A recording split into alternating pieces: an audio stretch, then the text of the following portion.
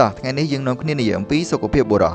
យោងតាមការសិក្សាបានបង្ហាញថាបុរសជាង 60% មិនបានទៅជួបពិគ្រោះជាមួយគ្រូពេទ្យជាប្រចាំនោះទេដែលជាហេតុធ្វើឲ្យបុរសប្រឈមទៅនឹងការធ្វើរោគវិនិច្ឆ័យមិនទាន់ពេលវេលាឬមិនដឹងទាល់តែសោះទាំងនេះអាចនាំឲ្យកើតមានផលវិបាកជាច្រើនដូចជាជំងឺបេះដូងជំងឺមហារីកជំងឺផ្លូវចិត្តជំងឺទឹកនោមផ្អែមនិងជំងឺជាច្រើនផ្សេងទៀតទោះបីថ្ងៃនេះអ្នកគិតថាអ្នកមានសុខភាពល្អតែការតាមដានសុខភាពជាប្រចាំជាមួយគ្រូពេទ្យគឺជារឿងសំខាន់អញ្ចឹង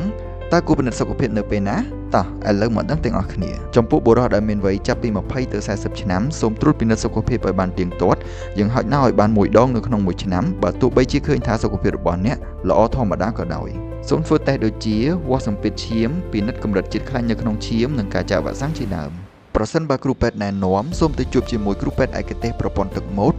ឬប្រព័ន្ធបង្ហូរនោមដើម្បីពិនិត្យលើសុខភាពប្រព័ន្ធបន្តពូជ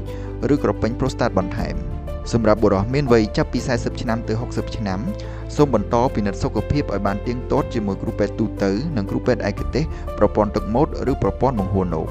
សូមធ្វើការណាត់ជាមួយគ្រូពេទ្យឯកទេសឆ្លុះមើលពោះវៀនធំដើម្បីពិនិត្យរោគមើលការដុសសាច់ឬការធ្វើរោគវិនិច្ឆ័យជំងឺមហារីកពោះវៀនធំប្រសិនបើអ្នកមានសម្ពាធឈាមខ្ពស់ឬគ្រួសារមានប្រវត្តិជំងឺបេះដូងសូមទៅពិគ្រោះជាមួយគ្រូពេទ្យឯកទេសបេះដូងសម្រាប់បុរសមានវ័យចាប់ពី60ឆ្នាំឡើងទៅសូមបន្តពិនិត្យសុខភាពឲ្យបានទៀងទាត់តាមការណែនាំរបស់គ្រូពេទ្យសូមទៅពិគ្រោះជាមួយគ្រូពេទ្យឯកទេសសន្លាក់ឆ្អឹងដើម្បីបានដឹងច្បាស់ពីសុខភាពឆ្អឹងនិងសន្លាក់របស់អ្នកយើងរួមគ្នាជួយបង្កើនសារៈសំខាន់នៃការយល់ដឹងអំពីសុខភាពបុរស